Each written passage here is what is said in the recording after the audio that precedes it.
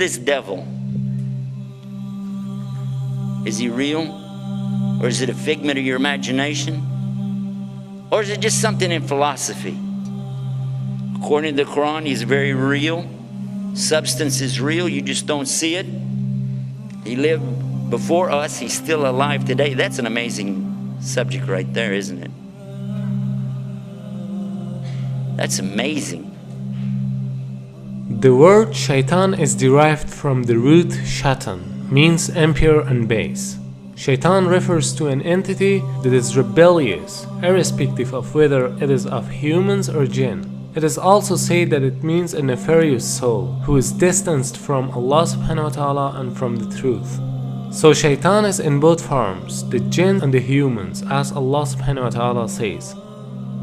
وَكَذَلِكَ جَعَلْنَا لِكُلِّ نَبِيٍّ عَدُوًّا شَيَاطِينَ الْإِنسِ وَالْجِنِّ.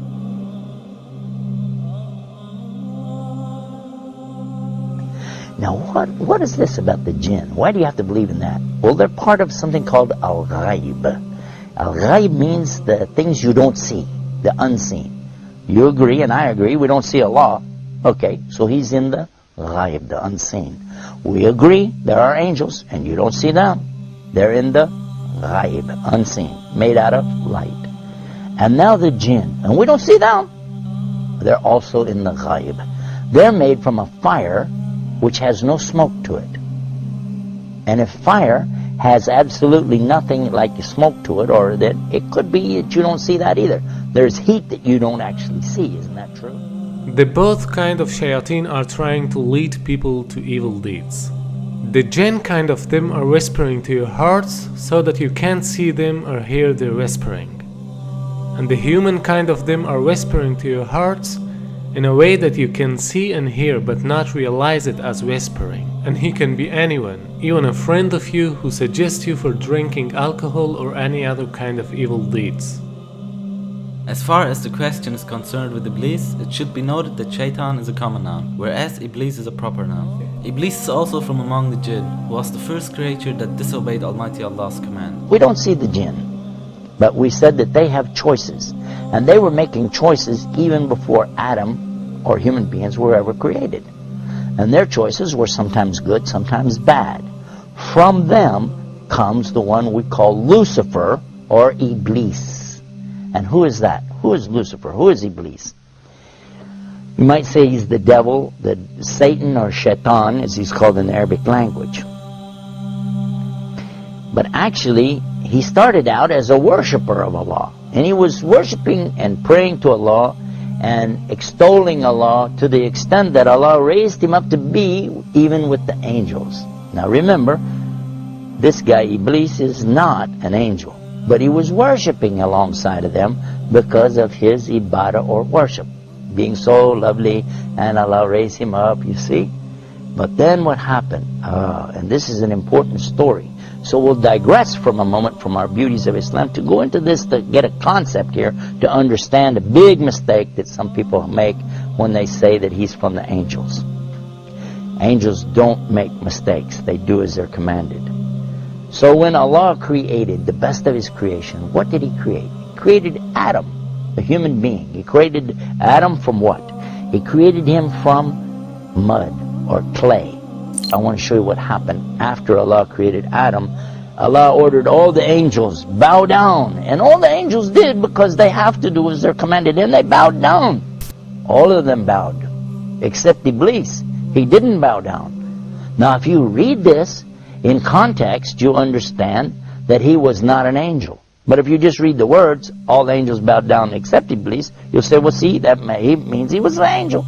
But otherwise, in the Quran we find in other places that Allah said he wasn't an angel, but he was from the jinn, and he's created from a smokeless fire. And that's exactly what he said. You created Adam from mud, but I'm created from something better, from a smokeless fire. So I refuse to bow down. Why? Because I'm better than him. I am better than Adam, and I refuse to bow down to him. And by so doing, he disobeyed Allah.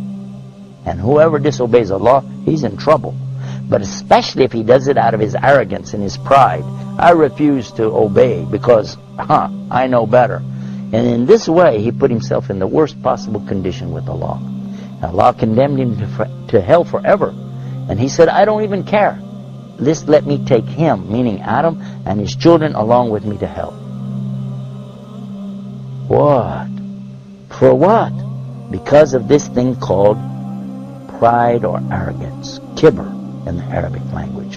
And what is kibr? And kibr is something comes from kabara. Kabara is the root of the word akbar. And only Allah is akbar. Allah is greater and greater and greater than anything. But a human being has no right in front of Allah or anything it's created. The jinn, the angels, nothing have the right to come in front of Allah like this and say, hey, who am I? I'm this, I'm that. No. Allah gave you a commandment. You do it.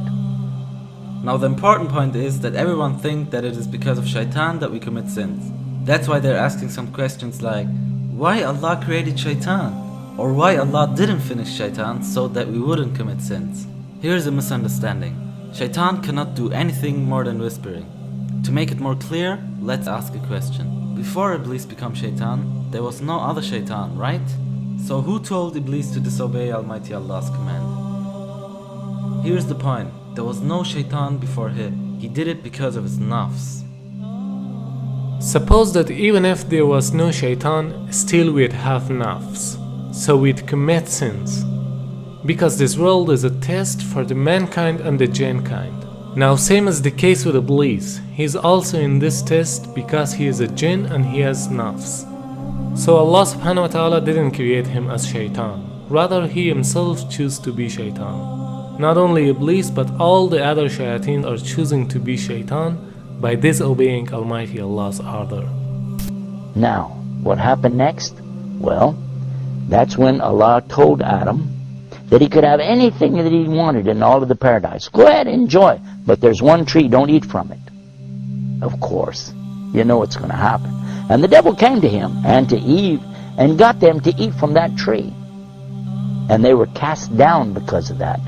But Allah knew from the beginning they would eat from it. That's why Allah put it there. Because this life, and this is the whole reason for me telling you this story, so you can get this one beauty of Islam, to understand this one thing. This life is nothing more than a test. The obvious point is that Iblis was the first of all shayateen. Therefore, he is the leader of them. And all shayateen are tools for this test, even though they are also giving test.